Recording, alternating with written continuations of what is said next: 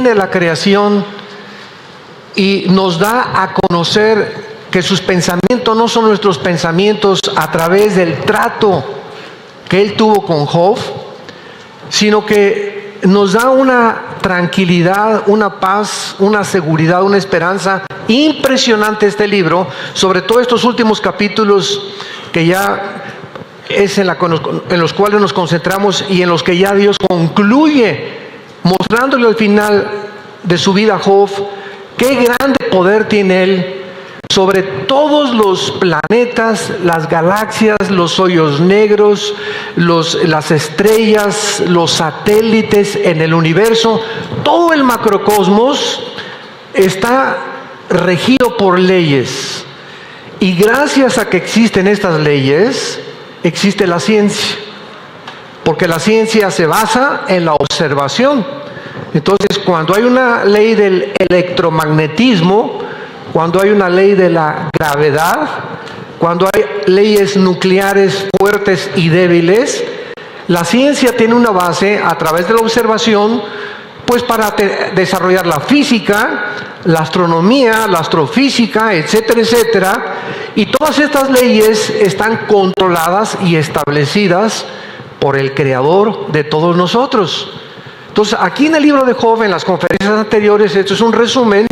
Dios le muestra, ¿verdad?, que las Pléyades y el Orión, que son 7 estrellas calientes, y toda la constelación que existe con el famoso nombre de los signos del zodíaco, son realmente un mensaje que Dios dejó escrito en el cielo, en las estrellas y en los planetas, y que sin embargo el diablo, ¿verdad?, al usar este mensaje que Dios dejó, que comienza con la Virgen y termina con Leo, ¿verdad?, que es Cristo, el nacimiento de Cristo y el león de la tribu de Judá, lo convierte el diablo en la astrología, dándonos a entender que la astrología enseña que los planetas tienen gobierno sobre tu vida, sobre mi vida, y que el Géminis no se lleva con Leo, ni el Leo con Cáncer, y puras tonterías.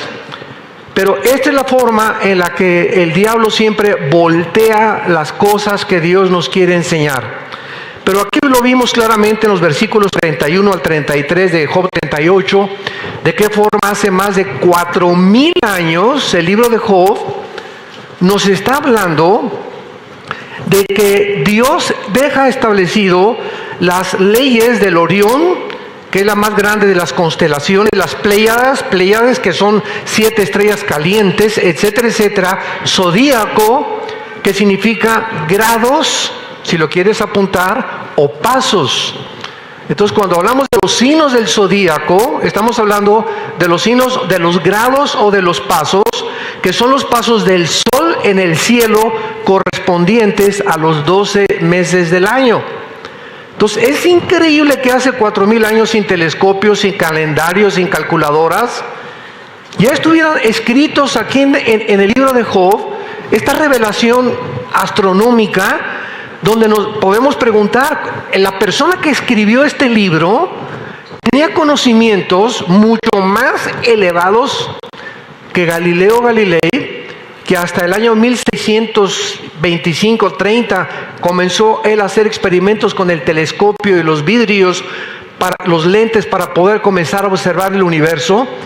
Y esto no solamente nos da una evidencia de la increíble sabiduría, conocimiento, inteligencia que el libro de la Biblia contiene en sus páginas, y que han pasado desapercibidas por los mismos científicos ateos, agnósticos, porque no quieren entender claramente, como dijo desgraciadamente el último de los grandes astrofísicos del siglo XX, Carlos Sagan, que murió en el ateísmo.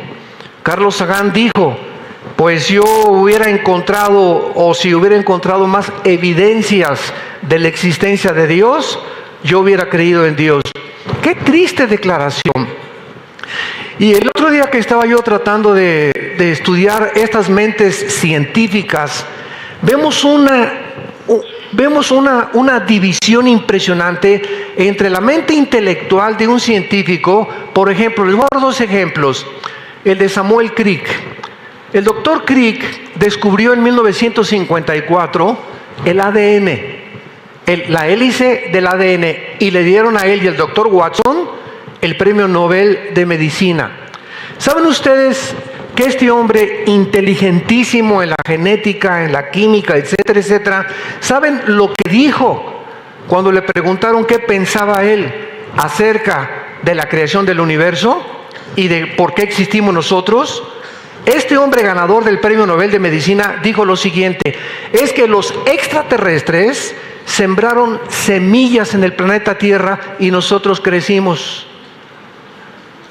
O sea, ¿cómo puede un hombre tener un premio y un valor y una inteligencia en una área tan increíblemente desarrollada como la investigación que él tuvo de ADN, y por el otro lado, en el área espiritual, como dice Romanos 1, 21 y 22, profesando ser sabios, se hacen necios? ¿Cómo puede haber una divergencia tan increíble, no? El libro de Amós habla de tortas no volteadas. O sea, cuando tú vas a freír una hamburguesa, la pones y la coces de un lado, ¿y qué tal si no la coces del otro lado? Pues no, ¿verdad? Tiene que estar cocida por los dos lados. Y hablando con este lenguaje, podemos usarlo para describir cómo hay mucha gente. Están cocidos por un lado y crudos por otro lado. Y en el área espiritual, las mentes más grandes que han negado a Dios están y han sido crudas completamente en la perspectiva y en la visión de las cosas de la creación del mundo y de Dios. Y el otro ejemplo es el del doctor Stephen Hawking, que se le considera el heredero de Einstein, que es un físico matemático inglés que tiene esclerosis múltiple, pobrecito, está en una silla, completamente atado a una silla de ruedas, solamente puede comunicarse a través de una computadora. ¿Saben ustedes lo que acaba de decir hace una semana el doctor Hawking? Que de acuerdo a cómo el mundo está ya a punto de extinguirse por la contaminación del ambiente, del agua y del aire, que debemos de comenzar a pensar en colonizar la luna. Asústame. Pensar en colonizar la luna. ¿Son enchiladas potosinas o qué? Imagínense nada más llevarnos el oxígeno de la Tierra, el sol, la distancia que tiene la Tierra del sol, las características que tienen aquí la vida. Como dice Hechos 17, Pablo a los atenienses, Dios prefijó el orden de los tiempos y los límites de nuestra habitación para que habitáramos, y Él hizo este planeta, el cálculo entre el hidrógeno y el oxígeno que respiramos, la distancia del sol de la Tierra, todo el agua que bebemos, todo está interrelacionado para la existencia del ser humano en este universo. ¿Se imaginan ustedes lo que costaría y cuánto tiempo podríamos mantener una colonia en la luna de seres humanos? Digo, es increíble que estas mentes tan brillantes puedan estar tan desproporcionadas en la perspectiva que ellos creen que puede llegar o alcanzar la tecnología y los descubrimientos científicos. Y es que ese es el diagnóstico que hace la Biblia del ser humano. Profesando ser sabios, nos convertimos en necios. ¿Qué pensaba el más grande ateo del siglo XX? Friedrich Nietzsche, el alemán. Dios está muerto, escribió. Así hablaba Zaratustra, el anticristo. Y Nietzsche comenzó a enseñar: el ser humano es un ser tonto por seguir a Jesucristo. Porque Jesucristo fue un perdedor. Escuchen lo que dijo: fue un perdedor porque escogió 12 pescadores en lugar de haber escogido a 12 intelectuales. Entonces, ¿ves cómo el mundo, sin tener la inspiración del Espíritu Santo, no entiende lo que Pablo escribió en 1 Corintios 1? Dios escoge lo necio para avergonzar a los sabios. Si Nietzsche hubiera entendido que ese era el plan de Dios, escoger 12 pescadores, como decía Cantinflas, deslustrados y desleídos, a propósito, para que la honra y el orgullo fuera de Dios y no de los hombres. Y esos 12 hombres ignorantes que escogió Cristo para que le siguieran y se convirtieran en sus discípulos, esos 12 hombres, ignorantes pescadores, cambiaron el imperio romano con el mensaje que comenzaron a predicar. Todo eso lo hizo Dios a propósito. En la cruz decían los fariseos: este hombre no puede ser Cristo, porque aquí dice en la Torá de que maldito es el que es colgado en un madero. Entonces, ¿cómo puede un hombre ser colgado y decir que es el Salvador? Así los religiosos pensaban. Los griegos, que estaban también al pie de la cruz, pensaban: no. Los dioses Zeus y Afrodita y Artemisa y nuestros dioses griegos no hubieran permitido que un hombre, un hijo de los dioses, fuera exhibido y humillado enfrente de todos los demás. Tanto para la mente griega, para la mente religiosa, la crucifixión era una locura, pues Dios lo hacía a propósito para confundir la sabiduría de los sabios. Porque lo necio de Dios es más sabio que los hombres. Entonces, esta es la razón por la cual Jesús dijo: te alabo, Padre, y te bendigo, porque escondiste las cosas profundas de los sabios y de los entendidos y se las revelaste a los niños. Y cuando nosotros tenemos el llamado para seguir a Cristo, la orden es la siguiente: si no te conviertes como un niño, no entras al reino de Dios. Si no tienes la humildad de un niño y la sencillez de un niño, y te sigues creyendo que por acá papucho de papuchos y tu intelectualidad y tu soberbia, eso es lo que te va a impedir conocer la verdad que se encuentra en la sabiduría y el conocimiento de Jesucristo. Y tenemos este libro de Job como una de las más grandes maravillas de los 66 libros que forman el compendio de este maravilloso libro que se llama la Biblia. Muy bien, Job era un hombre, como ustedes saben, rico. Tenía vacas, tenía camellos, tenía cuenta en Bancomer, en Banamex, en Bank America, etcétera, etcétera. Era un hombre que disfrutaba de una vida tranquila. Tenía hijos, tenía una esposa, tenía propiedades, etcétera, etcétera. Y de repente, de la noche a la mañana, se queda sin nada. Como dice uno de los salmos: Dios deshace como polilla lo más apreciado del hombre en segundos. Como lo que pasó en el 2008 de este siglo XXI, que cayó la bolsa 777 puntos, más de 65 billonarios. La mayoría de ellos se quedaron en la ruina y más de 40, 50 se ahorcaron, se suicidaron, se cortaron las venas o se pegaron un balazo. De la noche a la mañana se quedaron en el petate, sin ningún quinto. Entonces Job hace 4.500 años, porque este libro tiene la antigüedad del Génesis. De repente se quema todas sus propiedades, se mueren sus hijos y se queda sin nada. Y llega la esposa y le dice: maldice a Dios. Y Job le contesta y le dice a la esposa: recibiremos de Dios el bien y no el mal. Sea Jehová bendito por los siglos de los siglos. O sea, si Job hubiera querido que alguien se fuera, hubiera sido su esposa. Ha de haber pensado: ¿por qué entre todos los que se fueron no se la llevaron también a ella, verdad?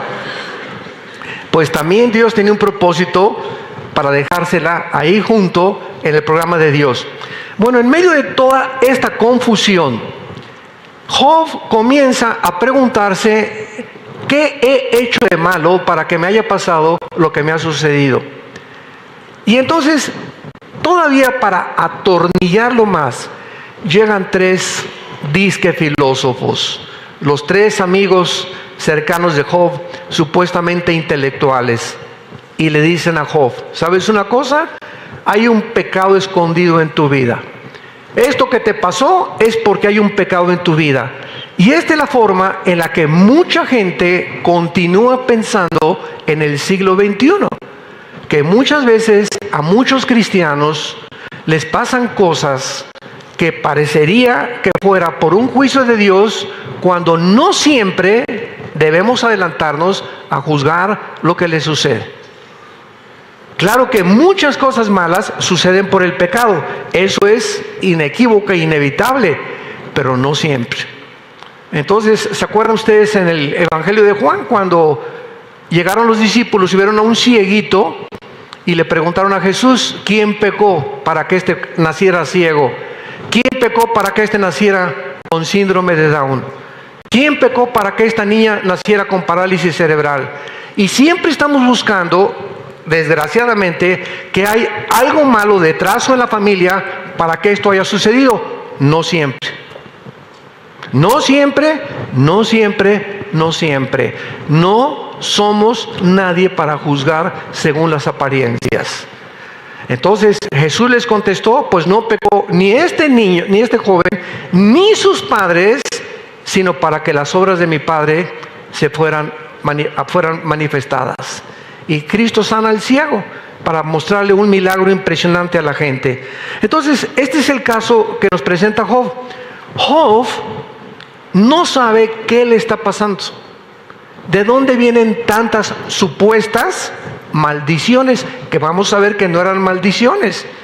Y entonces durante ese periodo, donde es el periodo donde no entendemos por qué choqué, por qué se murió mi hijo, por qué me quedé sin trabajo, por qué no encuentro trabajo, por qué me abandonó mi esposa, por qué me abandonó mi esposo.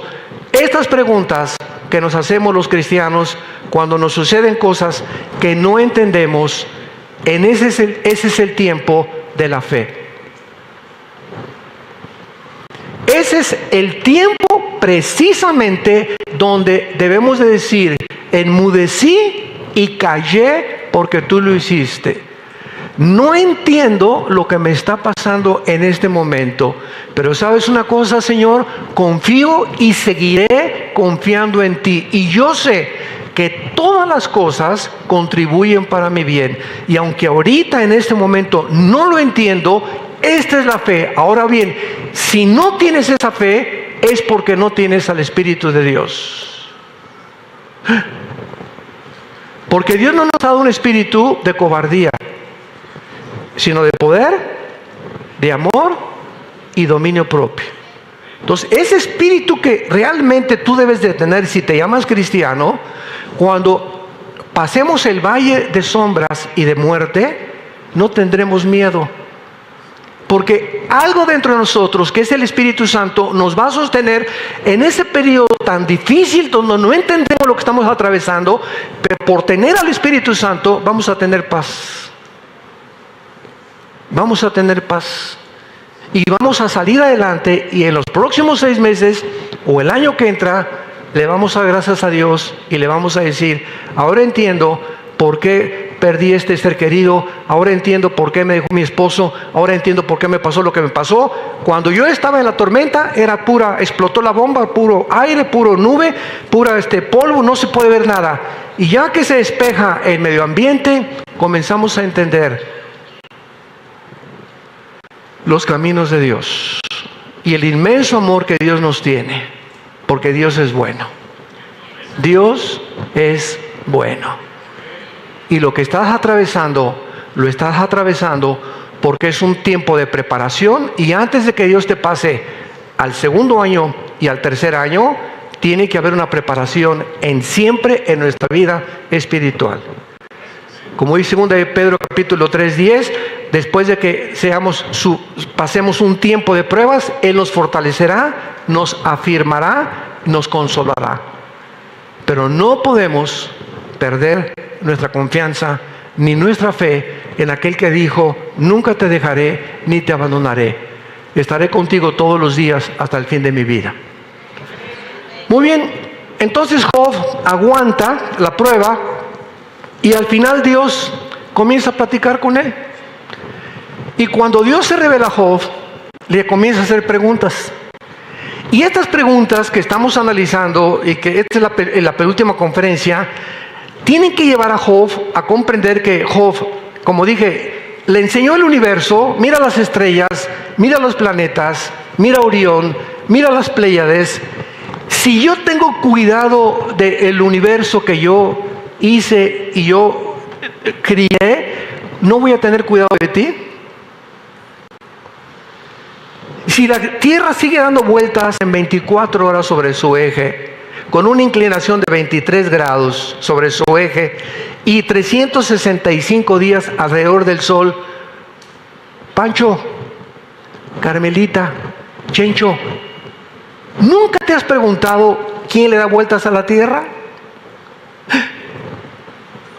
¿Nunca te has preguntado qué fuerza? Porque hay el electromagnetismo, las fuerzas nucleares, las fuerzas de gravitación. ¿Qué fuerza es la que mantiene girando la Tierra? ¿Quién le hizo así a la Tierra? Como una canica.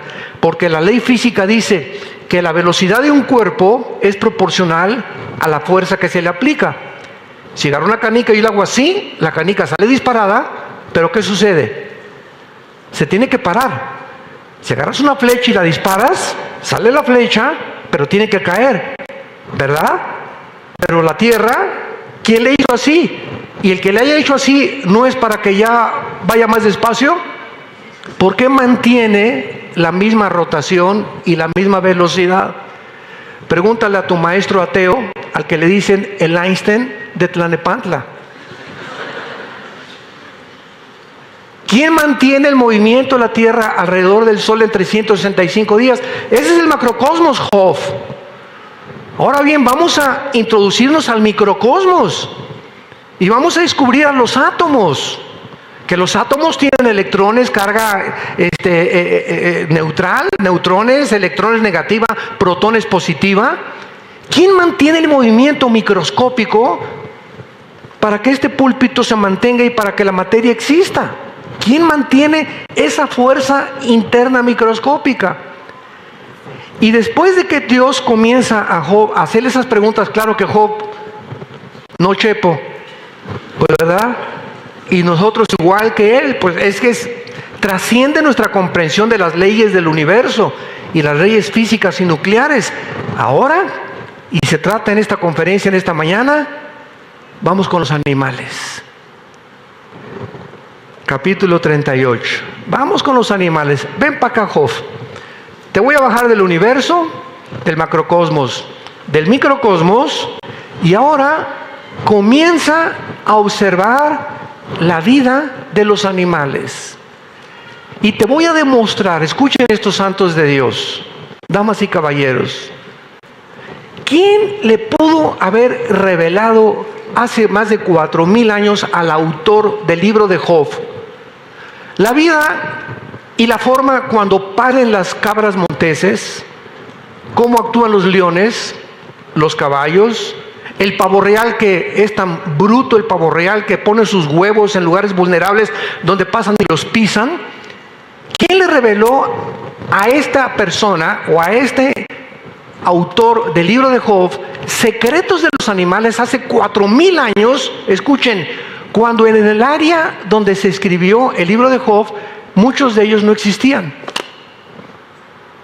Porque para tener la revelación que existe de los animales en el capítulo 38 y 39, se necesita estudiar zoología.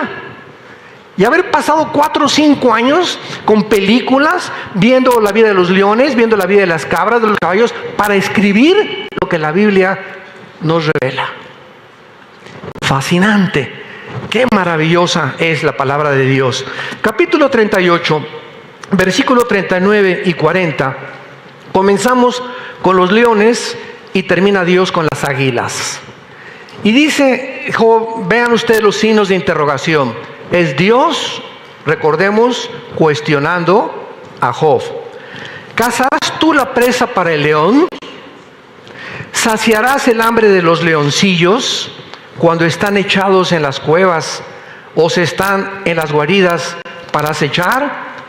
No cabe duda, santos de Dios, que la providencia de Dios es maravillosa, es increíble.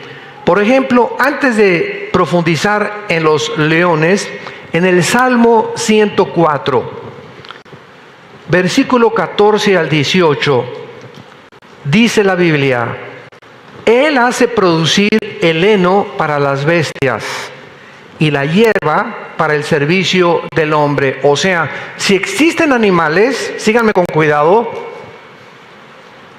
si existen animales, leones, elefantes, cabras, caimanes, cocodrilos, conejos. Lógicamente el creador tiene que haber creado también cómo sostenerlos.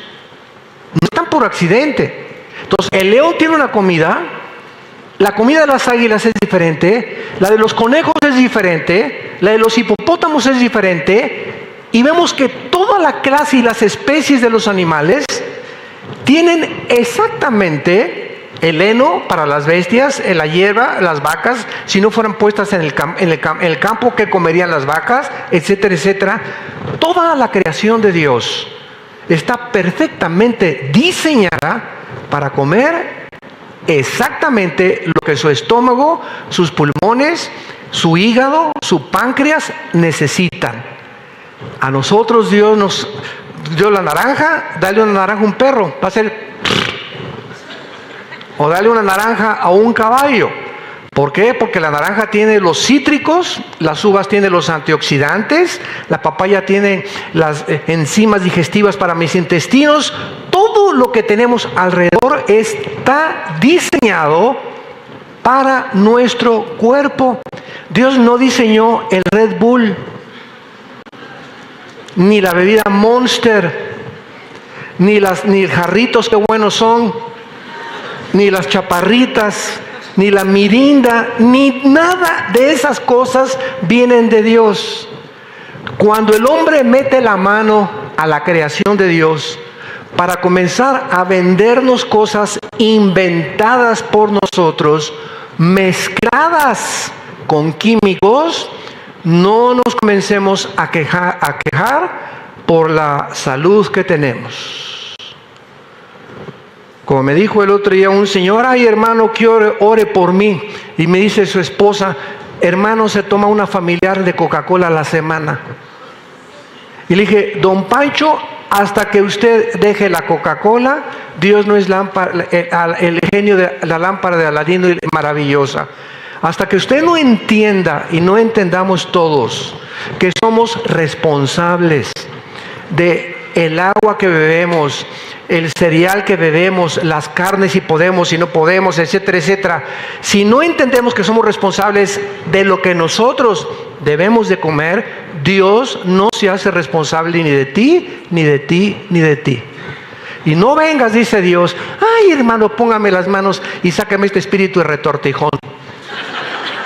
Ay hermano, ore por mi páncreas y tengo hipertensión. ¿Por qué tienes hipertensión, papá? Pero pues tienes el azúcar elevadísima tal vez, porque muchas veces padecemos de diabetes a menos que no sea degenerativa o genética. ¿Por qué? Por las cantidades de azúcar extralimitadas que provocan el fracaso de la insulina en nuestro cuerpo. Entonces comenzamos a darnos cuenta que somos responsables. Dios quiere que tú tengas salud y que pienses bien y que estés ágil en tus pensamientos, pero cuando comenzamos a ser negligentes, comenzamos a acarrear sobre nosotros lo que nosotros hemos sembrado en nuestro cuerpo. Cada cosa que le pongo a mi cuerpo son semillas que estoy sembrando de destrucción o de salud. No hay más que de dos cosas. Cada cosa que te llevas, cada galletita, cada dulce, cada postre, cada bebida que ingerimos va a producir consecuencias para bien o para mal. Recuerda todo eso durante toda tu vida. Entonces vemos aquí en el 104 que Él hace producir el heno para las bestias, la hierba para el servicio del hombre, sacando el pan de la tierra y el vino que alegra el corazón del hombre, el pan que sustenta la vida del hombre. Versículo 17, allí anidan las aves, en las hayes su casa la cigüeña, los montes altos para las cabras monteses, las peñas madrigueras para los conejos. Dios diseña el medio, el modus vivendi, el hábitat, el alimento de todo lo que creó. Los peces tienen un alimento, los tiburones tienen un alimento, las morsas tienen un alimento, los osos tienen un alimento, pero ¿sabe una cosa? Que todos nosotros estamos ciegos y nunca nos ponemos a pensar y a reflexionar en todas estas cosas que están interrelacionadas y que forzosamente nos tienen que llegar a la conclusión de que tiene que existir un creador. Tiene que existir alguien detrás de todo esto. No puede ser accidente. Tendríamos que estar marihuanos para concluir que es un accidente y que venimos de los changos y que somos el producto de una evolución. Solo una mente completamente distorsionada, y es la irracionalidad más grande que existe en el pensamiento, en el intelecto humano, el llegar a concluir que somos un accidente y que somos el resultado de la evolución de los animales. Dios supervisa toda la creación, y ahora nosotros, ¿verdad?, como seres humanos pasamos bastante trabajo tratando de ordenar nuestra vida y trabajo para que todo funcione bien, pero Dios no solamente creó el universo, sino que lo sigue sosteniendo. Y si Dios sigue sosteniendo la vida de las cabras y de los leones, dice la Biblia que le preguntó Dios a Job, ¿dónde encuentran los leones su comida? Si Dios no hubiera dado a los leones las garras que tiene, los dientes que tiene, y no hubiera hecho tan tontas a muchas cebras y a muchos venaditos que son la comida de los leones, y que los leones los alcanzan y los matan, los leones se morirían de hambre. Si las jirafas no tuvieran el cuello que tienen tan grandísimo, no podrían sobrevivir, porque el alimento que muchas jirafas tienen se encuentra solamente en las copas de los árboles. Y así nos vamos por todos lados recorriendo las maravillas de Dios. Y los conejitos, ¿verdad?, lo que comen es exactamente lo que necesitan. Ya olvidémonos de eso. Las hormigas, por el amor de Dios. ¿Qué comen las hormigas? ¿Sándwiches de jamón con queso panela? No, ¿verdad?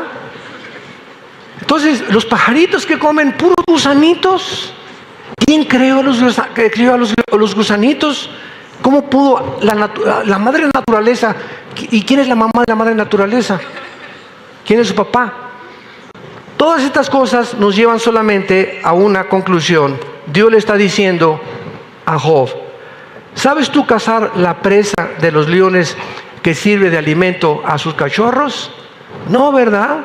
Yo soy el que puedo proveer para que el león alcance y sus cachorritos, cuando el león llegue y los cachorritos estén en su cueva, que los cachorritos de los leones no saben cazar, igual mamá osa, cuando son ositos no los deja salir de la cueva, los leones tampoco, porque pueden comer hongos venenosos. Y hasta que el osito tiene 4 o 5 meses de edad, la mamá osa saca al osito y le da chance que ya se vaya al campo, porque ya le enseñó a distinguir lo que es bueno y lo que es malo para comer. Es lo que Dios le está preguntando a Job, y le está diciendo a Job, Job, fíjate nada más todo lo que yo sostengo y la comida interrelacionada de todos los animales. ¿No tendré cuidado de ti? ¿No tendré cuidado de ti? Ay, hermano, no tengo trabajo. Y como dijo en Teofilito, ni lo tendrás. ¿Por qué? Por tu incredulidad. Es la incredulidad la que nos impide recibir de Dios. Ay, hermano, ayúdame a encontrar trabajo. ¿Sabes una cosa? Alaba a Dios ahorita porque no tienes trabajo, y pregúntale cuál es el propósito ahorita para que no lo tengas. Y cuando Dios vea tu fe, cuando Dios vea que confiamos realmente en Él, porque sin fe es imposible agradarlo. Cuando tú descanses y en las buenas y en las malas te alabo, Señor bendito, porque no tengo ni petate donde dormir hoy en la noche. Pero tú lo tienes. Como hace poco una muchacha llegó con mi esposa y conmigo. Ay, hermano, oren por mí porque no tengo trabajo. ¿Cuántos años tienes? 19 años. Graduado así, ya casi me gradué en la universidad. Pero llegó así, ay, pues, oren por mí. Y le dije, ¿sabes una cosa? ¿Tienes un petate donde echarte en la noche?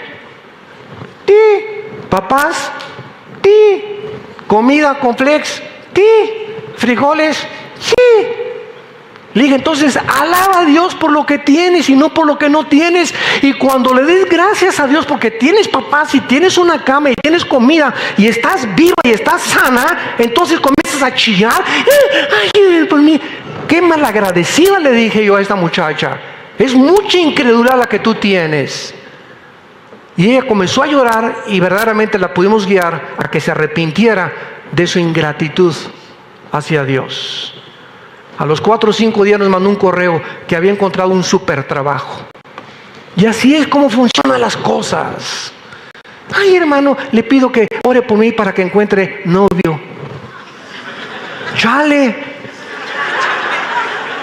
¡Qué barbaridad! Dios mío santo. Imagínense nada más, ¿no? ¿Y cómo voy a saber yo, chinchita, que necesitas novio? A lo mejor no lo necesitas. Alaba a Dios porque no lo tienes. Más vale sola que mal acompañada. Ahora ven ustedes el versículo 41. Regresamos a Job. Y es el versículo 41 del capítulo 38. Otra pregunta. ¿Quién prepara al cuervo su alimento cuando sus polluelos claman a Dios y andan errantes por falta de comida? Aquí vemos nosotros que Dios le pregunta a Job, ¿sabes algo de los cuervos? ¿Puedes tú imaginarte quién les provee para que nunca se mueran de hambre, o los pajaritos? Y fue lo que Jesús en Mateo 6 le dijo a los discípulos. Ahí iban caminando Pedro y Juan y Santiago, etcétera, etcétera, con Jesucristo. Y imagino que comenzó Pedro, oye, ¿trajeron tortas para en la noche? ¿Habrá un Holiday Inn donde nos hospedemos hoy en la noche? Y Jesús, conociendo los pensamientos que son normales, que se llaman pensamientos de ansiedad. ¿Qué es la ansiedad? Es un estado en el que no te deja vivir tranquilo porque comienzas a anticiparte con temores que no han sucedido y que ni sucederán. Y comienza a pensar, ¿y si se muere mi esposo? ¿Y para qué aceptas ese pensamiento, por el amor de Dios? ¿Y si pasado mañana no tengo comida? ¿Por qué aceptas ese pensamiento? Al contrario, todo lo que es bueno, todo lo que es dulce, todo lo que es de buen provecho, todo lo que es de buen nombre, en esto pensad, Filipenses 4:8. Yo no voy a estar pensando, ¿y se muere mi esposo? Pues que se muera. Y si mi hijo se va, pues que se vaya.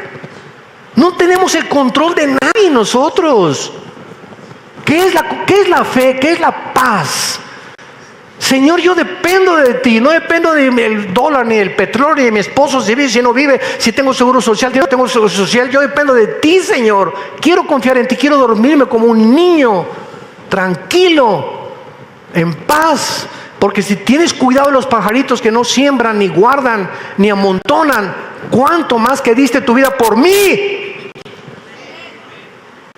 En una cruz. Dios muestra su amor para con nosotros. Y de tal manera amó Dios al mundo que nos dio a su Hijo. Nos dio a su Hijo. No nos dio a las cabras y a los leones, a los pajaritos, a los venados. Nos dio a su Hijo. ¿No tendrá cuidado de nosotros? ¿Por qué no tienes lo que tienes? Por tu incredulidad. Te has amachado en una posición en la que no es cierto que crees en Dios. Y ese estado de angustia y de ansiedad en que estás demuestra que no confías en Él, y por eso se cierran los cielos. Porque lo único que hace entrar en acción el poder de Dios en nuestras vidas es la fe. Es la fe, nada más. Que este pensamiento taladre y selle lo más íntimo de las fibras de nuestra alma. Capítulo 39 de Job, del 1 al 4. Veamos ahora las cabras y los venados. ¿Sabes tú el tiempo en que paren las cabras monteses?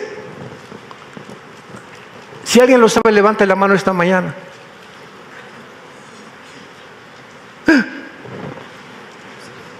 No sabemos ni siquiera el tiempo de cuando paren mi perra, mi gata, o los caballos, los burros, menos los de las cabras monteses, ¿verdad? Por eso le hace esta pregunta a Dios a Job, que no es un animal doméstico. Si tenemos cuidado de los animales domésticos y debemos tener cuidado de ellos, cuanto más los animales silvestres desconocemos cómo los mantiene Dios. Este es el punto que Dios le quiere mostrar a Job, la inteligencia y el poder de Dios. ¿Sabes tú en cuánto tiempo pare una cabra a un cabrito, Job? ¿O miraste tú las ciervas? La palabra ciervas en el hebreo es venados. ¿Sabes tú cuándo los venados paren también? ¿Contaste tú los meses de su preñez y sabes el tiempo cuando han de parir? O sea, ¿sabes tú el tiempo en que nazcan las cabras y los venados? O sea, su periodo de gestación. ¿Sabes cuánto tiempo permanecen en su vientre antes que nazcan? Sus madres saben perfectamente bien, las mamás cabras y las mamás venado, cuánto tiempo tienen ellas en su vientre y cuándo están listos para irse de casa también. Los pasteros, por ejemplo, y los rancheros cuidan los animales de nacimiento. Yo viví mucho tiempo en un rancho, conozco mucho de ganado, de caballos, derrábamos a los becerros, ¿verdad? Me enseñaron a entrenar caballos, conozco el tiempo de las vacas, etcétera, etcétera, las terneritas, porque son los animales domésticos a nuestro alrededor. Pero sin embargo, y muchas veces cuando una vaca estaba embarazada, me hablaban los rancheros y me decían los trabajadores del rancho: oiga, don Armando, véngase usted porque vamos a vigilar esta porque está para parir. Y muchas veces los rancheros teníamos que cuidar cuando está pariendo la vaca, ayudarla a parir. ¿Por qué? Porque son muy delicadas en su parto. Sin embargo, los animales silvestres nadie les ayuda. Es porque están cerca de nosotros, pero los animales silvestres nadie les ayuda. Dan a luz sin ninguna ayuda en el campo. Así los diseñó y los creó Dios. Vean ustedes la sabiduría de Dios en la creación. Es lo que Dios le está tratando de enseñar a Job. Ahora veamos el versículo 5. Los asnos, o sea, no los burros, sino las mulas, los asnos monteses. ¿Quién echó libre al asno montés y quién soltó sus ataduras? Al cual yo puse casa en la soledad y sus moradas en lugares estériles. Se burla de la multitud de la ciudad, no oye las voces del arriero. Estos asnos monteses andan sueltos en los campos sin que puedan ser domesticados, sobreviviendo sin ninguna ayuda de nosotros, humana, sino simplemente porque Dios los cuida.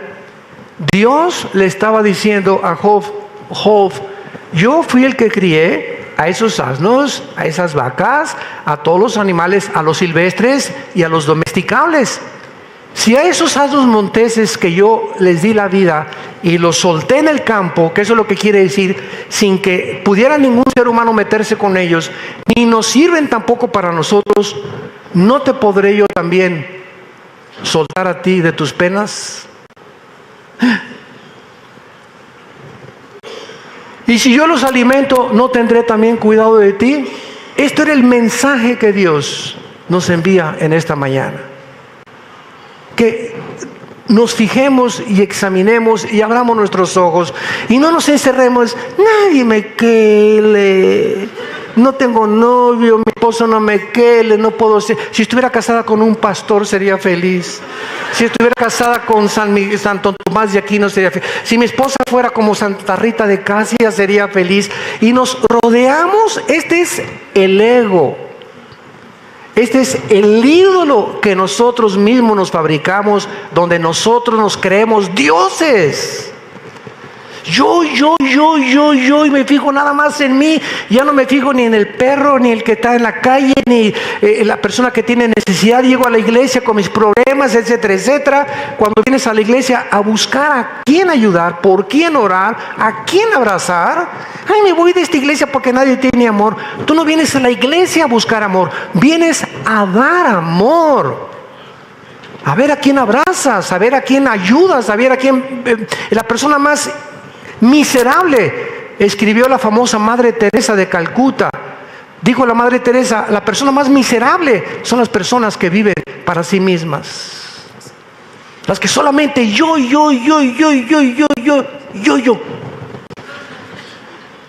Y por eso no tenemos ojos ni para una puesta del sol, ni las montañas, ni levantarnos en la mañana y alabar sin trabajo y sin todo. Gloria a Dios, estoy vivo, tengo salud, mis hijos, qué lindos, mis nietos, etcétera, etcétera. Vamos a ir a Acapulco, vamos a dormir en la playa, aunque sea en la playa, pero vamos a divertirnos, ¿verdad? Porque la vida es bien corta y no...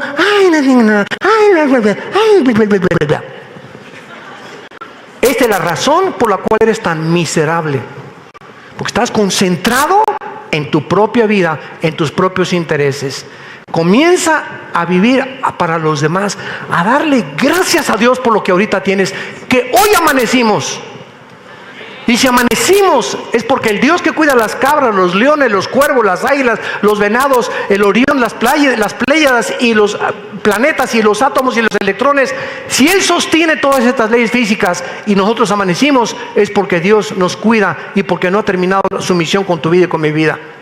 Entonces, nada más dale gracias a Dios por eso.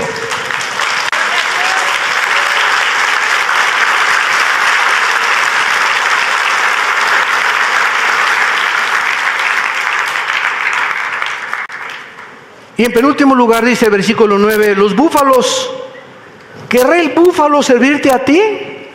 A ver, Job, éntrale. A ver, trata de buscar un búfalo y amárralo para que are con un buey y con un toro. El toro y la vaca y el buey te ayudan y les pones una cosa aquí en el cuello, ¿verdad? Y aran el campo. A ver, trata de hacer eso con el búfalo. No es domesticable el búfalo, lo que Dios le está diciendo a Job. ¿Querrá el búfalo servirte a ti? ¿O quedar en tu pesebre? A ver, hazle una cuevita al búfalo, a ver si se queda ahí. Hazle una cuevita, a ver, aquí queda mi nene, y le haces así en la noche, ¿verdad? Como le puedes a una vaca, a un toro, a un conejito. El búfalo no va a aceptarte, ni nadie los puede domesticar. Ni has visto búfalos tampoco en los circos domesticables. El elefante es domesticable, hasta los leones se les pone con un chicote mantenerlos a raya mientras están así nada más. Pero es lo que Dios le está diciendo a Job. Atarás tú al búfalo, versículo 10, con coyundas para el surco. Labrarás los valles en pos de ti. Confiarás tú en él por ser grande su fuerza y le fiarás tu labor. Fiarás de él para que recoja la semilla y la junte en tu era. O sea, Job intenta a un búfalo usarlo para labrar la tierra. No te va a obedecer, no se va a someter, no va a entrar en ningún lugar que tú le digas, porque así yo lo diseñé. Con esas características, para enseñarte algo. Si yo puedo hacer esto con los animales salvajes, ¿no sabré tampoco cómo tratar contigo? Si yo hice eso con los animales salvajes y lo hice deliberadamente, ¿no sabré entonces cómo tratar contigo, Job? Y vámonos también rápidamente al versículo 13 al 18 con los pavos reales.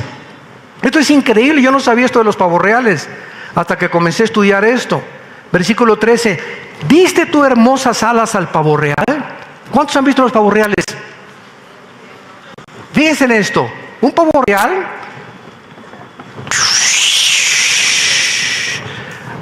extiende sus alas y dices, cámara, ¿verdad? Como dicen los jóvenes.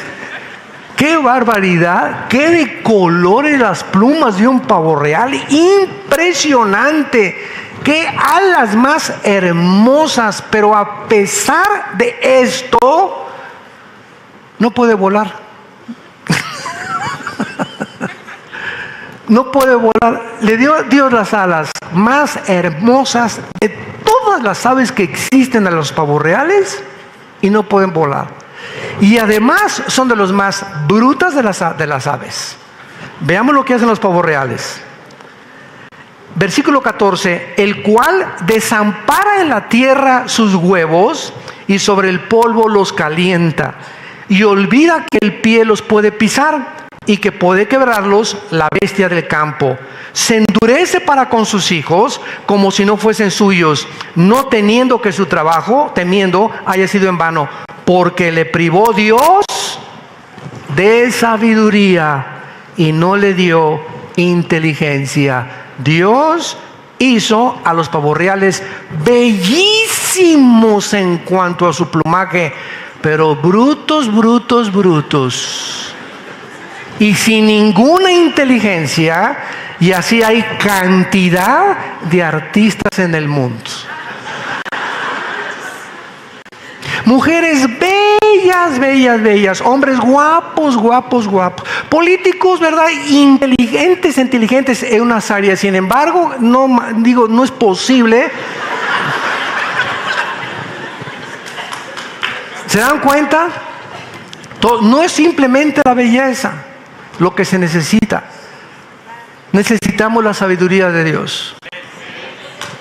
Y esto es lo que Dios le está diciendo a Job.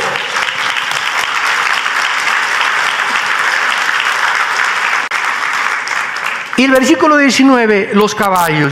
Diste tú al caballo la fuerza, vestiste tú su cuello de esos crines ondulantes, le intimidarás tú como a la langosta, el resoplido de su nariz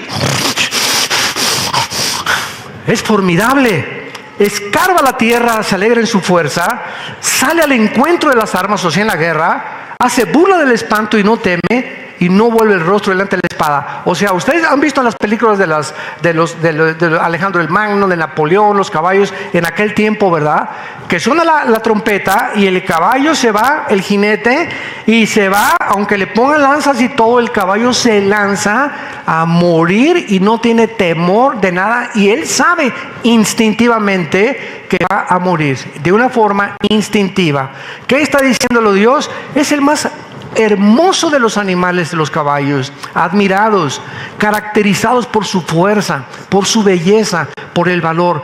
Y aquí se describe al caballo en la guerra, con sus crines ondulantes, ni temor para la batalla, sin importar el ruido de la trompeta, noble y fiel a su jinete.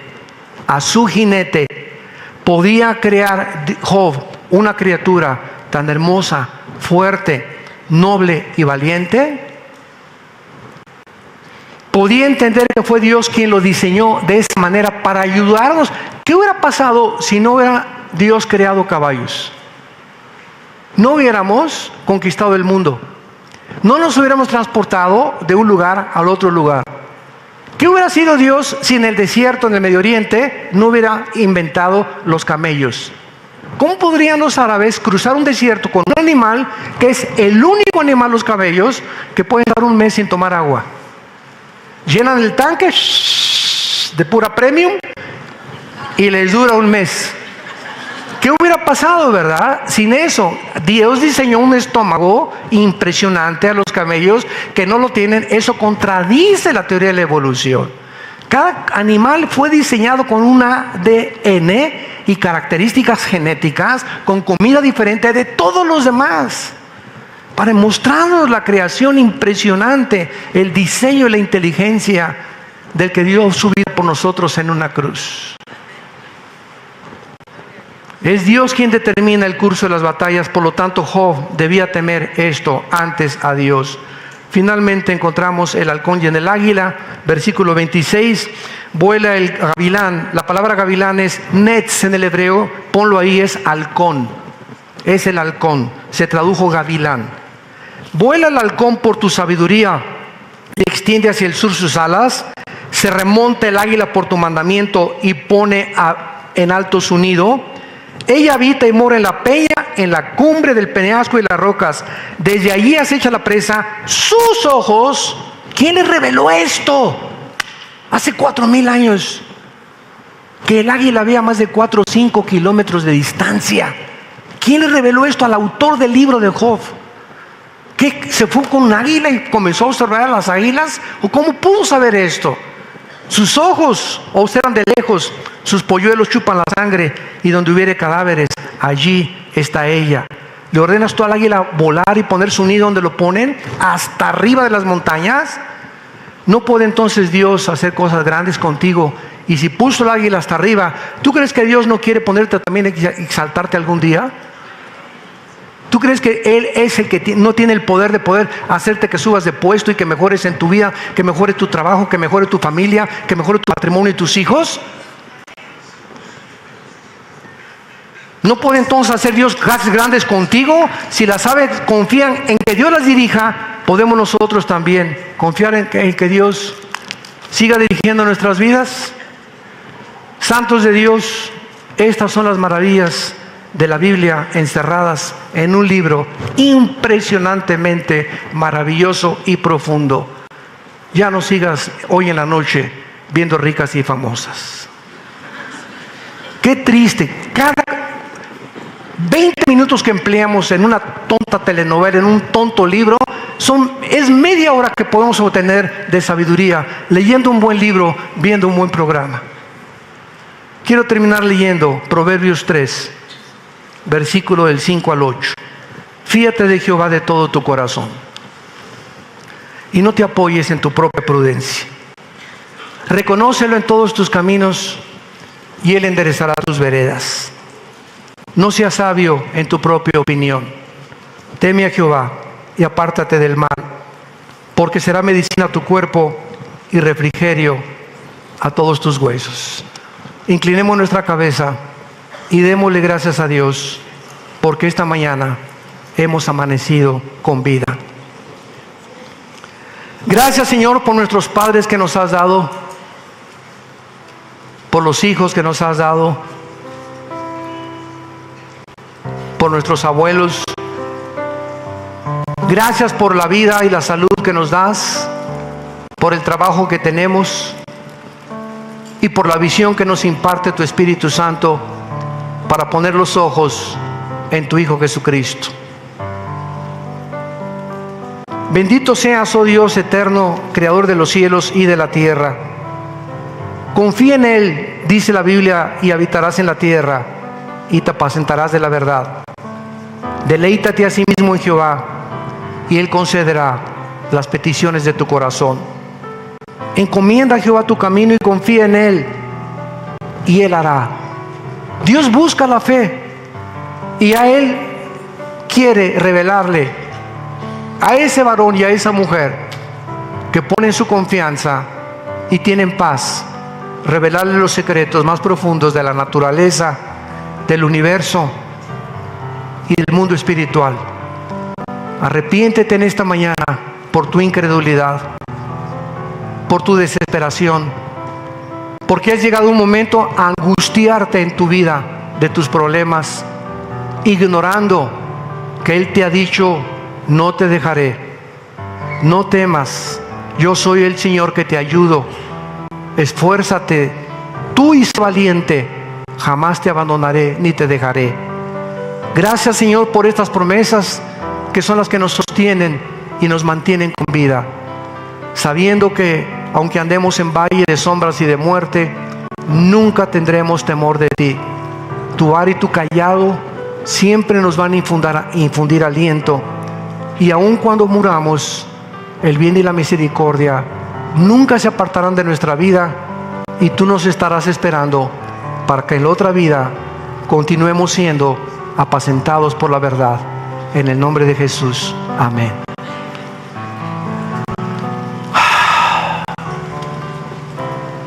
Qué maravilla de libro.